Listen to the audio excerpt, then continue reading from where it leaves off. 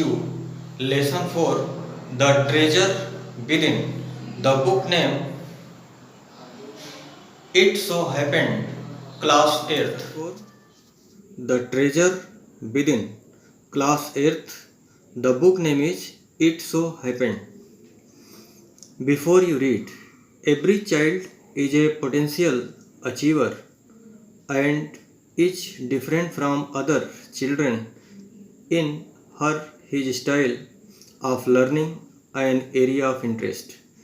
हर बच्चे में कुछ प्राप्त करने की क्षमता होती है और वह उसका दिलचस्पी अलग अलग क्षेत्रों में अलग अलग होती है और उसको ज्ञान प्राप्त करने या सीखने की स्टाइल भी अलग होती है. Read the interview that follows. और यहाँ पर एक इंटरव्यू दिया जा रहा है, उसको आप पढ़िए. It is based on a conversation between Mrs Bela Raja, editor of sparse, a news letter from the resource centre.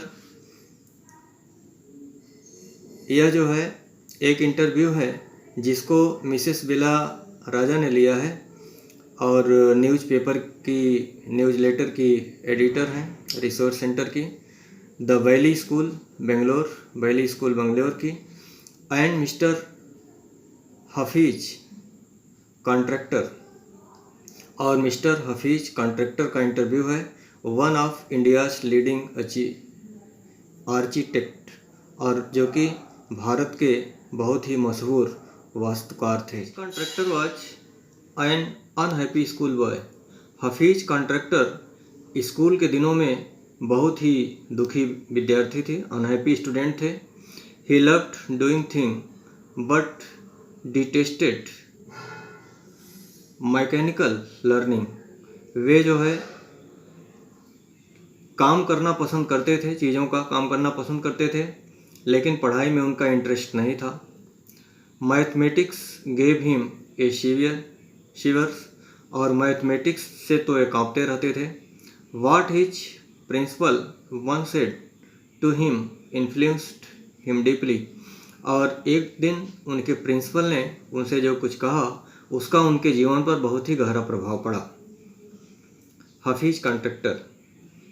या I used to have this terrible nightmare. और मुझे भयंकर रात में स्वप्न आते थे. Only now over the last 4 or 5 years it seem to have disappeared. और आज से 4 या 5 साल पहले तक आए और उसके बाद ये सब जो डरावने सपने थे वे सब गायब हो गए. नाइटमेयर का मतलब होता है डरावने सपने. कहने का मतलब हुआ कि मुझे तो डरावने सपने आते थे लेकिन अब गायब हो गए हैं. बेला राजा. What nightmare are you talking about?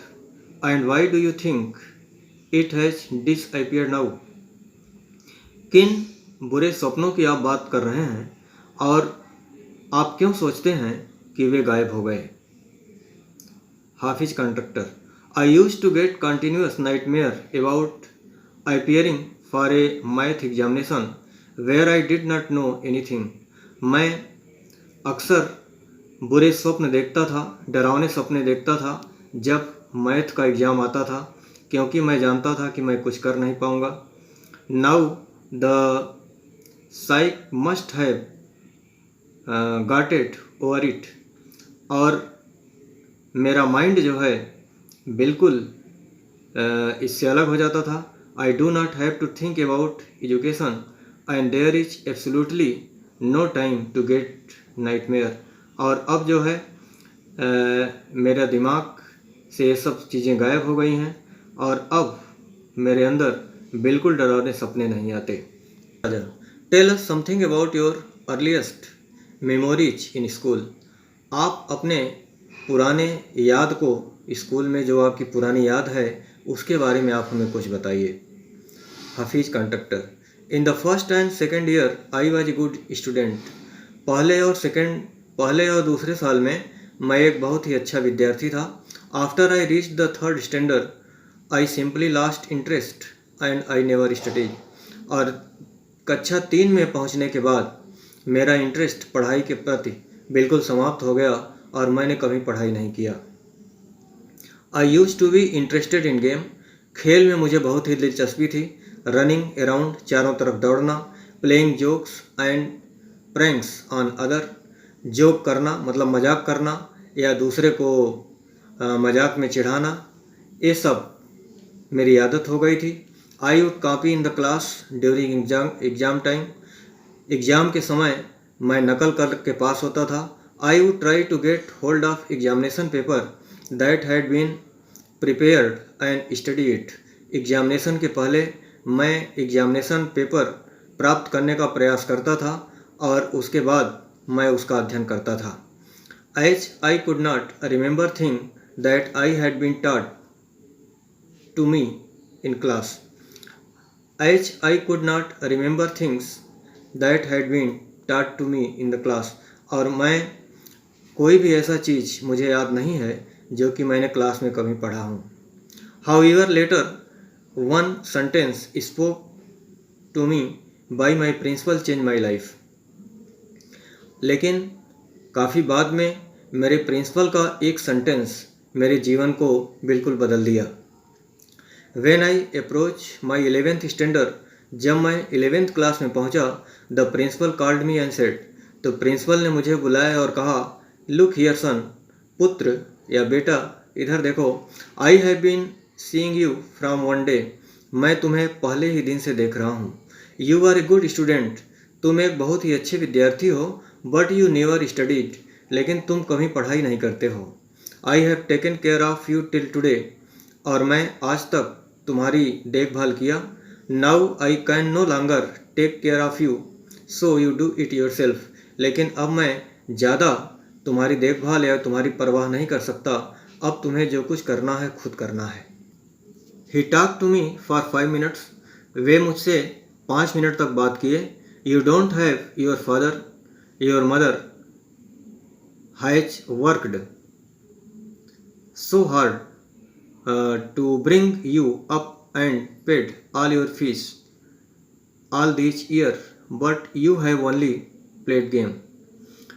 You don't have your father, और तुम जानते हो कि तुम्हारी माँ ने किस तरह से मेहनत करके तुम्हारे लिए फीस भरा, और तुम इसका फीस के बदले में तुम पूरे साल खेले।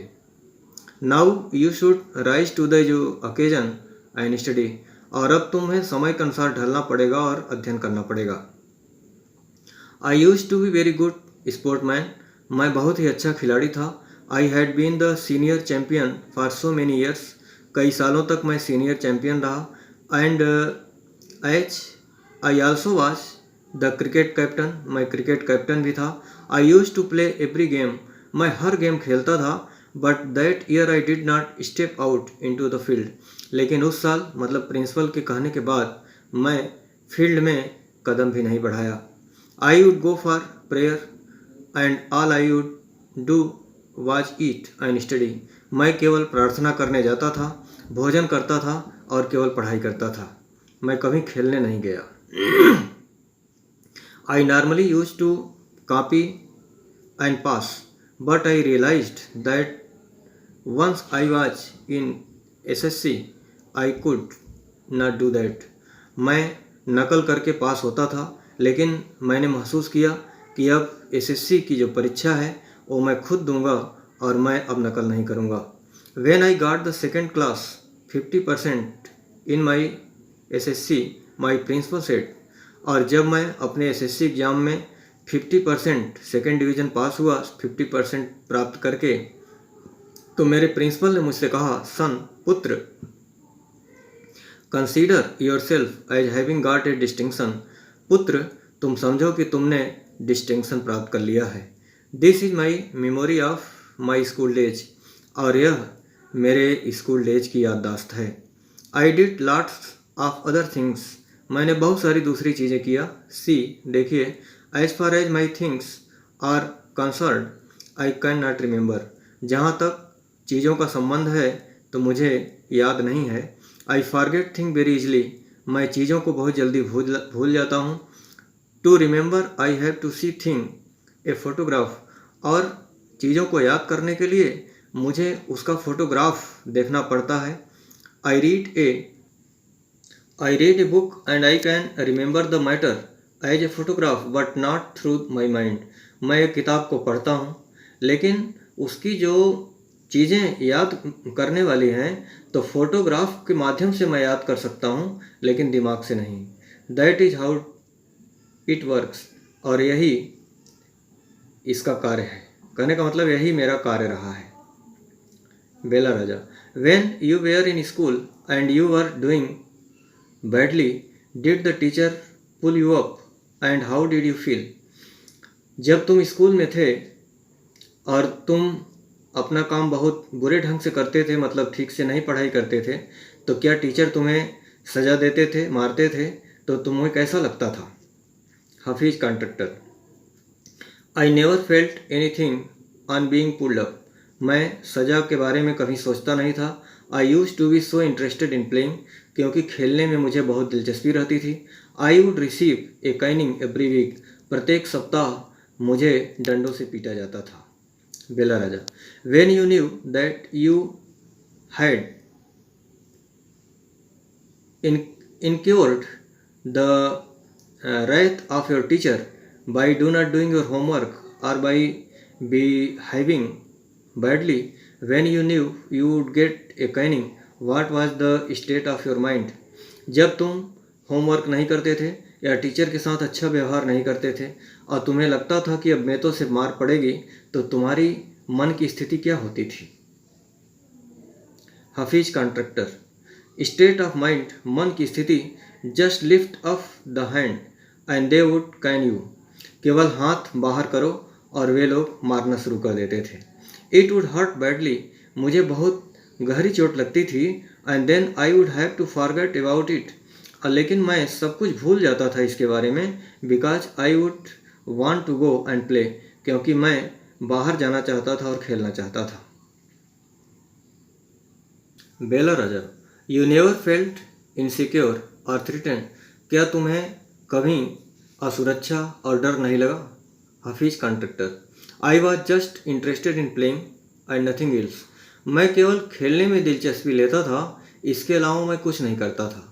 आई was most interested in funny prank, मैं मजाक उड़ाना पसंद करता था। One day I did not want to study, मैं एक दिन भी पढ़ना नहीं चाहता था, मैं एक दिन भी पढ़ाई नहीं किया। सो आई क्रिएटेड ए डिस्ट्रैक्शन, और इसलिए मैं उससे बिल्कुल अलग होता गया। For one whole hour we played chor police, मैं पूरे एक घंटे चोर पुलिस खेलता था। Every Saturday we were allowed to go into the town to see a movie, प्रत्येक शनिवार को हमें अलाउ था कि मैं हम लोग टाउन जाऊं और वहाँ पर फिल्में देखूं। So what I would do was have no lunch and collect money from 40-50 student, और इसलिए हम लंच नहीं करते थे और 40-50 बच्चों से पैसा इकट्ठा करते थे। And run and buy the ticket, दौड़ कर जाते थे, सिनेमा का टिकट खरीदते थे। On my way back I would eat too many hot content, और जब हम वापस लौटते थे तो हम पेट भर खाना खाते थे। I used to be the leader of the gang, मैं उस गैंग का लीडर हुआ करता था। We would have gang fight and plan strategy, वह जो हमारा गैंग था वह लड़ाई करना और युद्ध करने की योजना बनाता था। This thing use to interested me more than my academic, और ये चीज़ें मतलब लड़ाई करना, झगड़ा करना, मजाक उड़ाना, फिल्में देखना, ये सब चीज़ें मुझे ज़्यादा दिलचस्पी लगती थी पढ़ाई की अपेक्षा। कहने का मतलब पढ़ाई में मुझे कम इंटरेस्ट आता था, इन सब चीज़ों में ज़्यादा इंटरेस्ट आता था। Students use to book my textbook for the following year, और अगले साल के लिए विद्यार्थी मेरी किताबें अपने लिए बुक करा लेते थे। Because they were almost brand new, क्योंकि हमारी किताबें बिल्कुल नई रहती थीं। आई probably open them one day before exams, क्योंकि हमारी किताबें इसलिए नई रहती थीं क्योंकि हम केवल एग्ज़ाम के एक दिन पहले किताबें खोलते थे, बाकी समय किताबें रखी रहती थीं।